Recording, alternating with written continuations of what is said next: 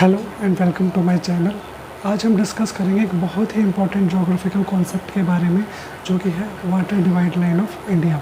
ये टॉपिक न सिर्फ स्टूडेंट्स के लिए काफ़ी ज़्यादा इम्पॉर्टेंट है, बल्कि हमारी कंट्री के सभी सिटीजन्स के लिए भी काफ़ी ज़्यादा इम्पॉर्टेंट हो जाता है, क्योंकि वाटर पानी हमारी डे टू डे लाइफ से लेकर के हम जितनी भी एक्टिविटीज़ हम घर पे कर रहे हैं या बाहर कर रहे हैं, छोटी से छोटी एक्टिविटीज़ में भी पानी काफ़ी ज़्यादा इम्पोर्टेंस रखता है। So without wasting any time, let's dive in.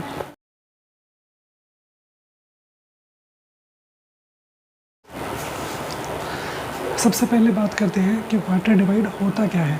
Water divide या वाटर शेड एक ऐसी लाइन होती है जो दो से ज़्यादा रिवर बेसिन्स को डिवाइड करने का काम करती है। सिंपल टर्म्स में अगर हम बात करें तो एक ऐसे हाईलैंड एरियाज़ होते हैं जहाँ से वाटर दो अलग अलग डायरेक्शंस में फ़्लो करना स्टार्ट कर देता है। सपोज़ करते हैं हम सतपुड़ा या विंध्या रेंज का हम एग्जांपल लेते हैं।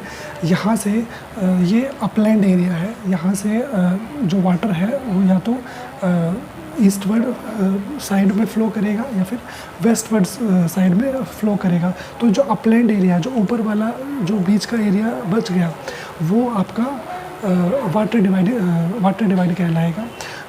फॉर एग्ज़ाम्पल हम कुछ रिवर्स की बात कर लेते हैं, जैसे यहाँ से नर्मदा, ताप्ती, या अगर हम नॉर्दर्न हिस्से की बात करते हैं तो यहाँ से गंगा और आपकी यमुना रिवर फ़्लो करती है। तो इससे क्या है, विंध्या रेंज से आपकी जो गंगा और यमुना वाला जो पार्ट है वो नर्मदा और ताप्ती वाले से अलग हो जाता है। तो ये जो विंध्या रेंज है ये एक वाटर डिवाइड का यहाँ काम करता है।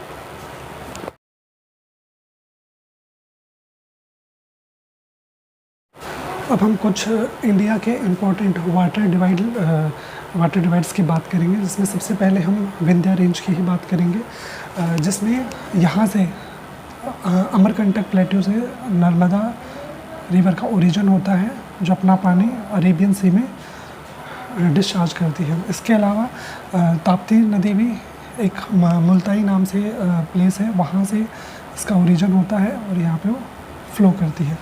और जैसा मैंने अभी गंगा और यमुना के कॉन्टेक्स्ट में बताया था, वो गंगा यहाँ से फ़्लो करती हुई और आपकी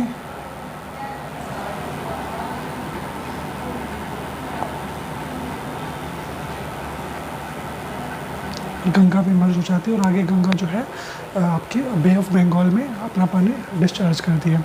तो इस तरीके से जो आपकी विंध्या रेंज है ये इन दोनों में वाटर डिवाइड का काम करती है। सेकंड अगर हम बात करें तो हमारा है सतपुड़ा रेंज।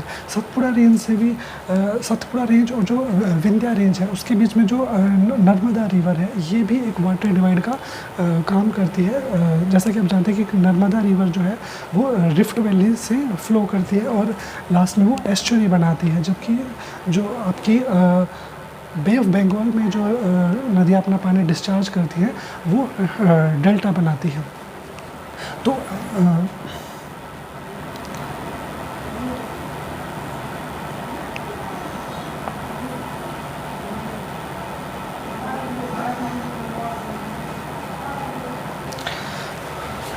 थर्ड नंबर पे हमारा वेस्टर्न घाट्स, जहाँ से हमारी साउथ इंडिया की बहुत ही इम्पोर्टेंट रिवर्स निकलती हैं, जिसमें सबसे पहले है आपकी गोदावरी रिवर, सेकंड है आपकी कृष्णा रिवर, थर्ड है आपकी कावेरी रिवर।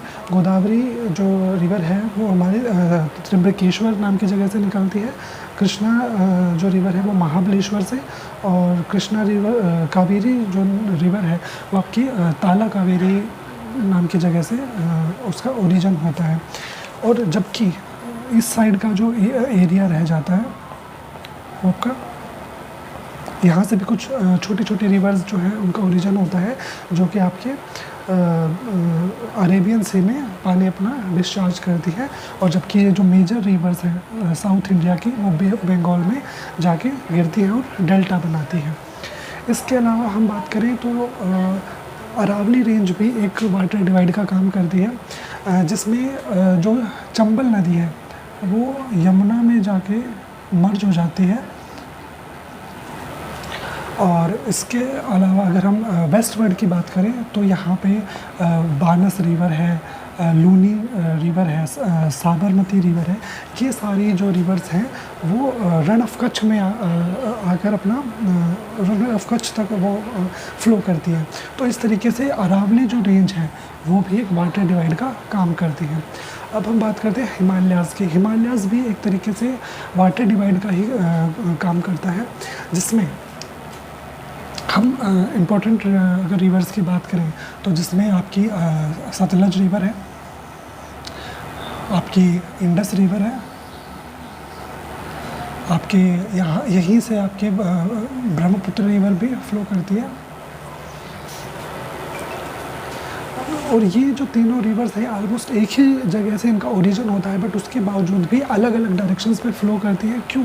क्योंकि वाटर डिवाइड वहाँ पे वर्क कर रहा है, इस वजह से तीनों ही रिवर्स की जो डायरेक्शन है वो डिफ़र हो जाती है।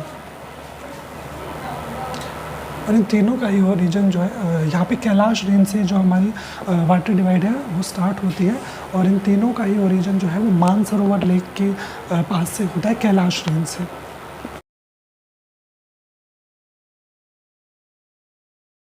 जानते हैं कि वाटर डिवाइड हमारे लिए इतना इम्पोर्टेंट है क्यों? तो सबसे पहले है रिसोर्स मैनेजमेंट। जो वाटर डिवाइड है वो एक नेचुरल बैरियर का काम करता है, जिससे जो वाटर है वो प्रॉपर सब जगह जो है डिवाइड हो जाता है, जिससे हर एक रीजन में आपको वाटर जो है वो अवेलेबल होगा, चाहे वो आपका प्लेटू वाला रीजन हो, चाहे वो आपका प्लेन्स वाला एरिया हो, या आपका हिमालयन रीजन हो। सभी जगह आपको मतलब वाटर डिवाइड की वजह से वाटर का जो डिस्ट्रीब्यूशन है वो आपको देखने को मिलेगा। सेकंड है आपका इकोसिस्टम कंजर्वेशन। इकोसिस्टम कंजर्वेशन भी वाटर डिवाइड लाइन की वजह से काफ़ी ज़्यादा हमें प्रोमिनेंट देखने को मिलता है, क्योंकि जहाँ जहाँ आपका वाटर डिवाइड लाइन की वजह से वाटर पहुँचेगा वहाँ पे काफ़ी अच्छी अमाउंट में आपको फ्लोरा एंड फौना देखने को मिलेंगी।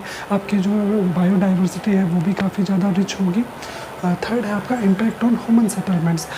ह्यूमन सेटलमेंट्स पे इसका क्या इम्पैक्ट है ये मुझे आई थिंक ज़्यादा बताने की ज़रूरत नहीं है, क्योंकि जहाँ जहाँ वाटर डिवाइड की वजह से जहाँ जहाँ पानी पहुँचेगा, जहाँ जहाँ रिवर्स फ्लो करेंगी, वहाँ पे वो फर्टाइल प्लेन्स बनाएंगी, वहाँ पे ह्यूमन जो सेटलमेंट्स हैं वो बढ़ेंगी, और जहाँ ह्यूमन सेटलमेंट्स होंगी वहाँ पर आप जान ही सकते हैं कि एग्रीकल्चर भी काफ़ी अच्छी खासी अमाउंट में होगा। और एग्रीकल्चर के लिए वाटर कितना ज़रूरी है ये कोई डिस्कस करने वाली बात नहीं है। तो ये तीन जो है इसकी मेन इम्पोर्टेंस है। वैसे और ये टॉपिक अगर मैं और डिटेल में जाऊँ तो काफ़ी ज़्यादा ये वीडियो बड़ी हो जाएगी। सो आज के लिए इतना ही, एंड थैंक्स फॉर वॉचिंग।